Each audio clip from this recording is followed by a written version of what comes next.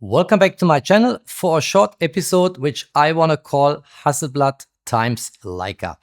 And just recently I showed you on the channel the new design line for Leica cameras and Leica lenses, and it's called Metal Gray Paint Finish. And this is the very first and currently, as far as I know, only available Leica-M lens which has this particular finish. And if you have not seen that video about Leica's new design line, I post a link down below in the info box so you can look this up.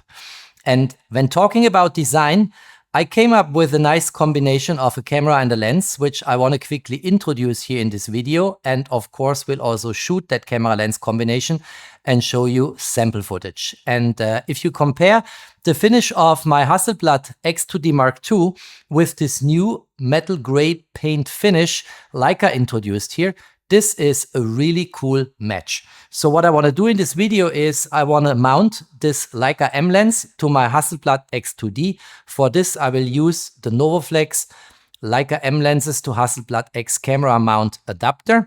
And we'll quickly show you the setup, how you shoot Leica-M lenses on Hasselblad X cameras. Then I will go out in the field, shoot images, show them to you, we discuss them in detail, and in this way provide a very nice design idea with clearly a probably, hopefully, likely, terrific photographic application. Let's kick this off.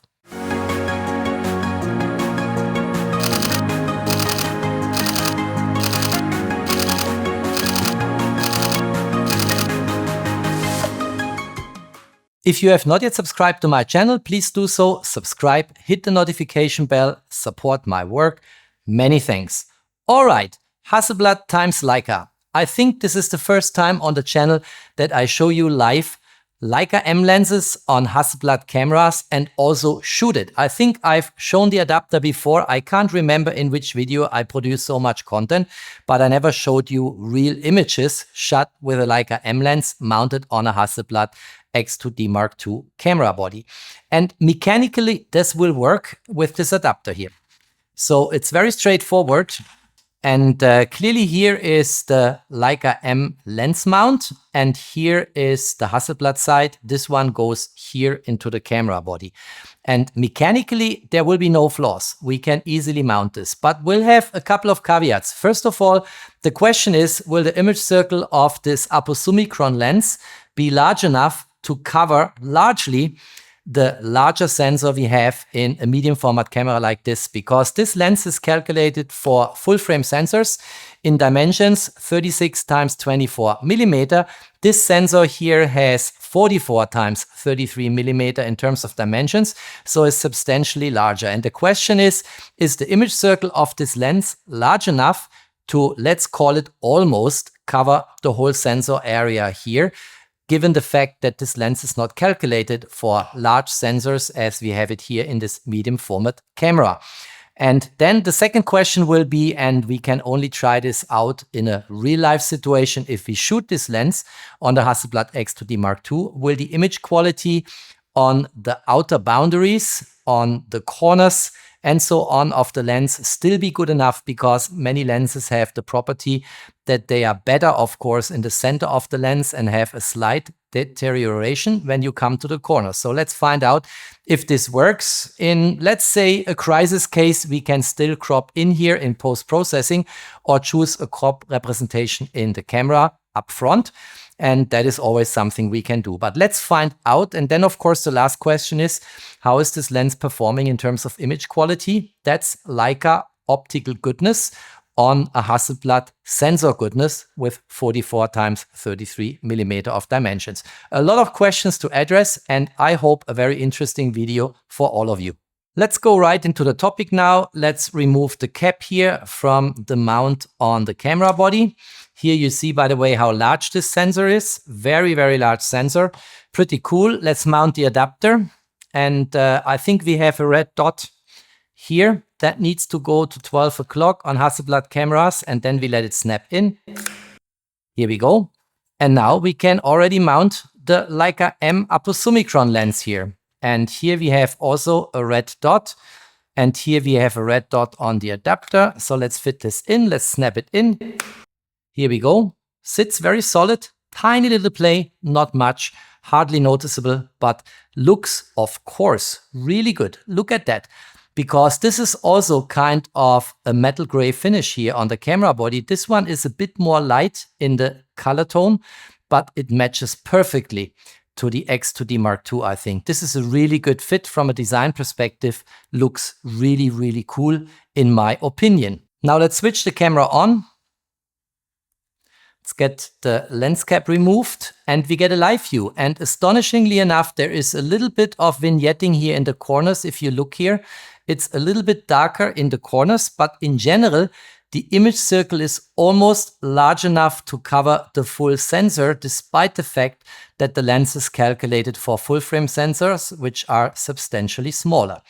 And let's see what we need here. I think in terms of exposure, we need electronic shutter. I seem to have activated this already. So we probably are ready to release a shot. Let's go into magnification mode.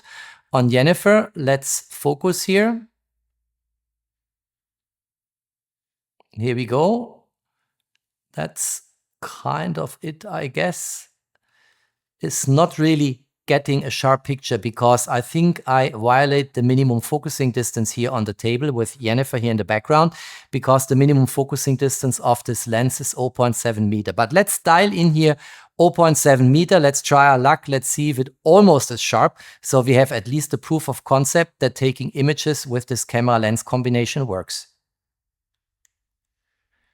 Here we go. And now let's crop in. And yeah, Jennifer is not really fully crisp and sharp, but kind of sharp. Let's call it reasonably sharp. And if I would get Jennifer more far away to no longer violating the minimum focusing distance of 0.7 meter, this would actually work fine. So all in, I think I can try my luck and shoot this camera lens combination. And of course, later I will be back with the sample images. We'll walk you through them. And we'll see what image quality we get if we shoot an Apo-Summicron-M lens on a Hasselblad X2D Mark II. There are two more quick things I want to talk about. And the first concerns the lens cap here.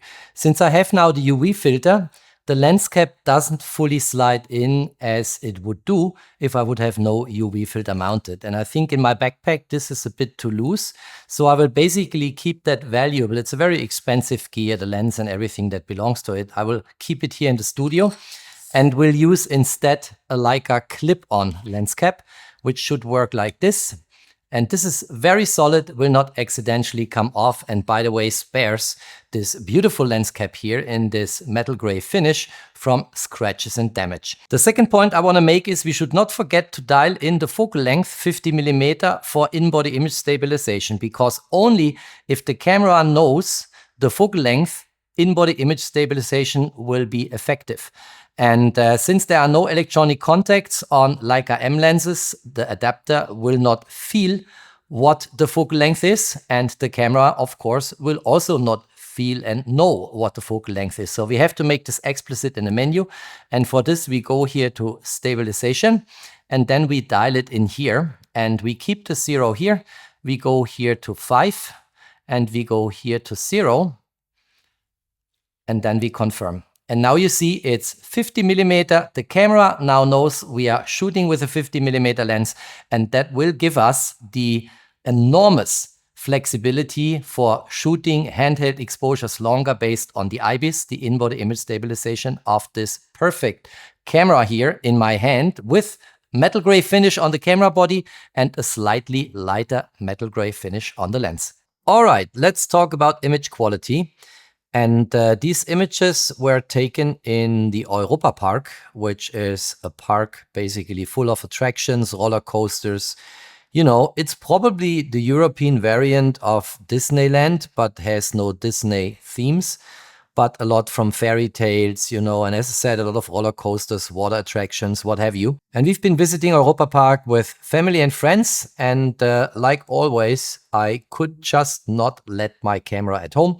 So I took the Hasselblad X2D Mark II with the new Apo-Summicron-M 50mm metal gray finish with me and took about 50 shots here. I want to show you how the image quality looks like on this camera lens combination. And I want to start with the elephant in the room, which very likely is vignetting. And you saw in the live view that the Apo-Summicron, astonishingly enough, almost covers the whole sensor area. But there is a bit of vignetting in some of the frames, like here. You see it here. There is vignetting, clearly. And how do you get this vignetting away? Well, first of all, I tried with the lens correction tool. And by the way, the Apo-Summicron-M 50mm, of course, is a lens profile you can use in Lightroom Classic. So I did activate it for all images. And the first attempt to correct the vignetting was by using the vignetting slider in Lightroom Classic. And then the image became a bit better, but still vignetting here. And then I pushed it up from 50% to 100%. But then you get these white stripes here. Look at the corners. And this doesn't look good at all. So I actually tried a combination of the AI removal tool and of the vignetting slider. And then the frame looks pretty acceptable. I think here, this is acceptable. Here I could have done a bit more work, but it looks much, much better. And that's what happens with vignetting. What you can also do is cropping in a little bit. And I'm going to show you in a frame how this looks like. Now here's a frame where I can show you how to remove the vignetting by just cropping in a little bit and then using the vignetting slider in the lens correction tool. And this is the full resolution. You see this here in the upper left-hand side corner, 11.65K times 8.74K. And cropping in will cost me a bit of resolution, but will still leave me with a super high resolution compared to what I could ever shoot with a native Leica camera. And by the way, image quality, we come to image quality in a moment because this is something we need to discuss in detail. But look at that. I stopped down this frame to an f8.0. So you always have to remember, because there are no electronic contacts on Leica-M lenses, you don't get any information about what you dialed in as an aperture into your metadata. But look at the image quality here. This is breathtakingly good, my dear friends on YouTube. Now I cropped in a little bit and corrected then in addition a bit with the vignetting slider, and that takes me to this frame here. And this looks good in my opinion, acceptable in terms of vignetting correction here. And you see in terms of resolution, I didn't sacrifice too much. I mean, let me just show the previous frame. I came from, in the horizontal dimension, 11.65K to 10.93K.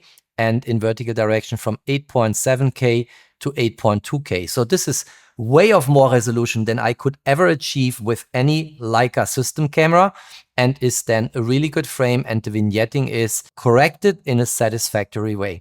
So this is what I wanted to say and cover in terms of vignetting. Now let's focus on image quality only.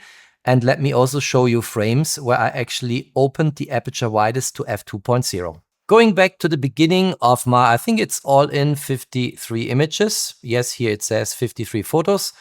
If I go to the very first frame, let me quickly show you. You see here in the metadata in the upper left-hand side corner that it is always the camera body plus unknown. And this confirms what everyone knows. There are no electronic contacts, and there is also no optical code reader on the adapter, so we have no information in the metadata what lens is underlying these images.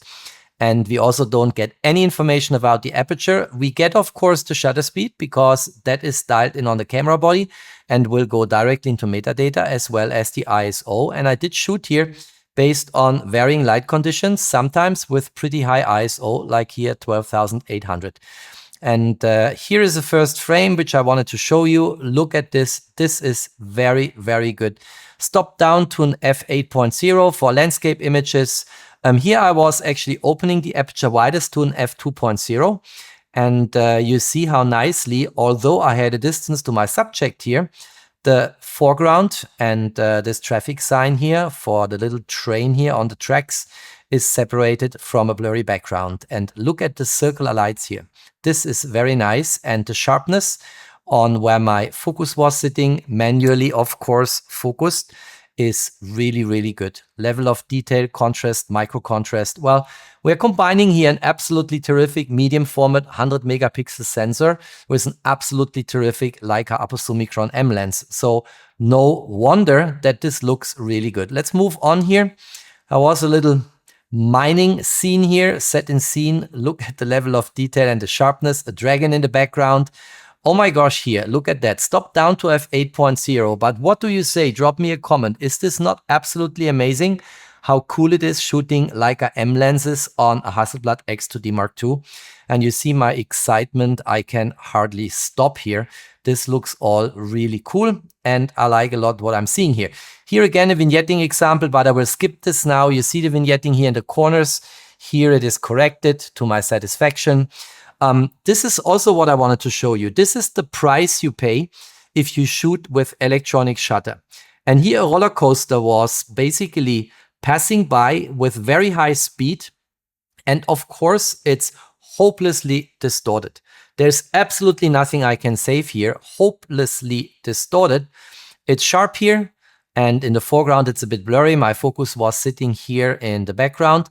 But it is absolutely distorted, rolling shutter effect at its best. And that's what happens if you shoot fast-moving subject with a sensor like in the Hasselblad X2D Mark II, which has a very slow readout speed of the sensor. And, you know, that we need to be aware of whenever we shoot with third-party lenses on Hasselblad X cameras, whenever we use third-party adapters to mount these lenses. The only way to shoot, because we have no longer a leaf shutter in the lens, is to use electronic shutter, and then you get absolutely breathtaking distortions based on rolling shutter effects. So I wanted at least to have one shot where I can show you what rolling shutter is doing to an image if you have a fast moving subject in the scene. And this is proof of evidence what happens. Then we have here in the next frame, you know, a little sheep sitting on a bench and reading a book. Let's crop in and look at the level of detail. I was focusing here on the eye with manual focus, of course. Here a different scene. But look how shallow the depth of field is if I open the aperture widest, like I did here to f2.0, and here from a closer distance, again at f2.0. Getting the eye pinpoint sharp, but the nose is already blurry because the depth of field is super shallow here in the way I was dialing in the aperture to an f2.0 widest open. Here a scene from Fairy Tales. Look here how sharp this is. Very nice. What you see here, lots of interesting scenes we could look at. Then a water park here, of course, people could go with a boat over that water park. And again, you see the vignetting here, which I showed you before. Then 50% correction, 100% correction, then AI removal tool and the vignetting slider. We looked into that already. Nice little rivers going through a forest here. Let's move on. Everything that I capture here, this is stopped down to an f8.0, is super sharp and super crisp. This is an excellent Leica-M lens. I said it when I showed the lens with the new design line of Leica, the metal gray paint finish. That Apo-Summicron, of course, is the best of the best you can have. Here, a little dwarf again. Focus was sitting on the eyes. Look the level of detail, contrast, micro contrast we capture here. I think actually marrying a Leica-M Apo-Summicron lens to a Hasselblad X2D Mark II is a really good idea, and I should do it much more often. This was also widest open at f2.0. I remember what I dialed in here as an aperture. Lots of details, things I capture here, like Candyland here. Look at that. More water parks. This is a nice shot, which I wanted to show you. Well, it doesn't look like a nice shot. It's a very trivial image if you look at it. But there is a fly here in the scene. And what is, of course, one of the strengths of the Hasselblad X2D Mark II sensor is to have a level of detail which you hardly see anywhere else in camera gear territory. And this is the full frame. You see here in the upper left-hand side corner, 101.9 megapixel. And then I do a deep crop into the image, just into the center of the frame. And have a look what we find here. Boom! Is this not spectacular? Look at the full frame. Look at the crop in. This is something, I mean, I'm not naturally a pixel peeper, but this is something which with medium format cameras is just a lot of fun. You hardly notice here that tiny little fly in the center of the scene, but if you crop in, you recognize every single detail. And I really like that. That's a lot of fun, of course, and gives you a lot of reserves in post-processing. Here another water park. And by the way, what I wanted to show you here, you see there are no distortions. These boats were moving pretty slow. And if you have slow moving subjects in the scene, you don't get distortions from rolling shutter like what we saw before in the roller coaster image, which you cannot use at all. But here it's fine. This boat was going very, very slow over this little pond here, and then you don't have any issue. And here another example, this is the full frame, 101.9 megapixel, cropping into the center where the focus was sitting. You get this image here. Look at that. This is absolutely fantastic. I really like that. And with this lens, you achieve it already widest open at f2.0. That's the big difference between, for instance, a 1.4 Summilux and a 2.0 Apo-Summicron. The 1.4 Summilux will be a bit soft, widest open at f1.4, but a 2.0 widest open Apo-Summicron definitely will give you a level of detail which you would not expect when shooting this lens widest open. Here is where the focus was sitting. Very nice. More of these frames here. Here I was focusing basically here on the background, and this is sharp, crisp, nice contrast, micro contrast. Here I was again shooting widest open at f2.0, and the focus was sitting on that table in the middle. So I can show you basically how the transition is from sharp areas into blurry areas if you shoot the Apo-Summicron at f2.0 widest open on the Hasselblad X2D Mark II sensor. And here it is sharp, look here, and then it transitions very quickly into blurry areas here, and the same happens in the other direction towards the camera. Look here. Looks really nice, and I just wanted to make this as an example, but I also wanted to show you the wonderfully circular background lights here in the bokeh in the background. Quite nice. More of these images here. Let's move on. A London theme world here. You see here the London taxi company. Let's crop in for a moment. Really cool image. Let's move on. Also here, if you crop in, super sharp. This was, I think, stopped down to f8.0. Here people walking along the water park and enjoying their time. Here I wanted to see if from a distance I shoot here, and this is shot at an f4.0. I remember what I did here. If we can read the menu of this restaurant, and we can indeed have a look. And it's very, very sharp. Look here. It's pretty nice what we get here. You can read the whole menu, and this is somewhere between widest open f2.0 and f8.0. This was kind of the range I used for my shooting. I remember this was an f4.0, and it looks really good. Here another sheep. Focus was sitting on the eye, pinpoint sharp, nice transition from sharp foreground to blurry background. This is widest open at f2.0. Let's move on here. This image we discussed in vignetting, cropping in and using then the vignetting slider to fix the vignetting. Let's move on here. Here a band playing music. Well, not really a band. Of course, only decoration. Here a little train. Very nice. People sitting in the train, enjoying the ride. Here's sculpture from ancient Greek mythology, I think, if I look at that. Look here. This is definitely a Greek theme park here, and moving on with people and so on. Here again, you can read everything that's going on. That's the current program in Europa Park. Look here. Everything is sharp, crisp, and in focus. This was, I think, shot at an f5.6, if I'm not mistaken. And so on and so on. I think I can stop here. This is maybe the last frame I wanted to show here, a very old Renault car. And you see, and I will conclude this video in a moment, the image quality is really, really good. The vignetting is controllable, and even widest open this lens in the same way on Leica M cameras and Leica SL cameras with M to L adapter performs in a perfectly wonderful way on the Hasselblad X2D Mark II. Now that we've seen the images, and I think the image quality is pretty good, and I was repeating myself, super astonished how this Apo-Summicron-M lens, which is calculated for 36 times 24 millimeter sensors, is actually performing on a 44 times 33 millimeter sensors and covering the whole sensor area. So that really surprised me and is pretty cool, I think. And before I conclude the video, I want to quickly show you a second adapter.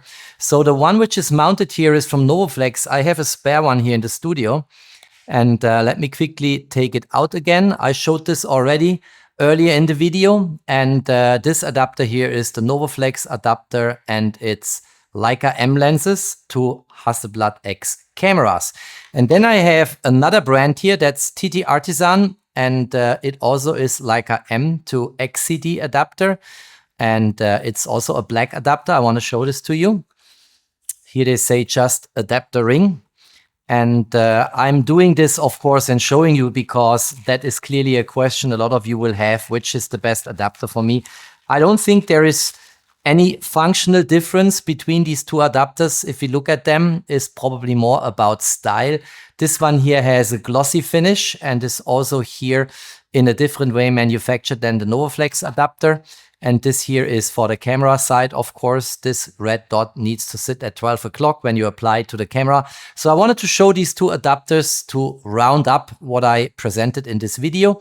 And it's of course your choice what you want to choose. Maybe there are even more adapters for Leica-M lenses to Hasselblad X cameras.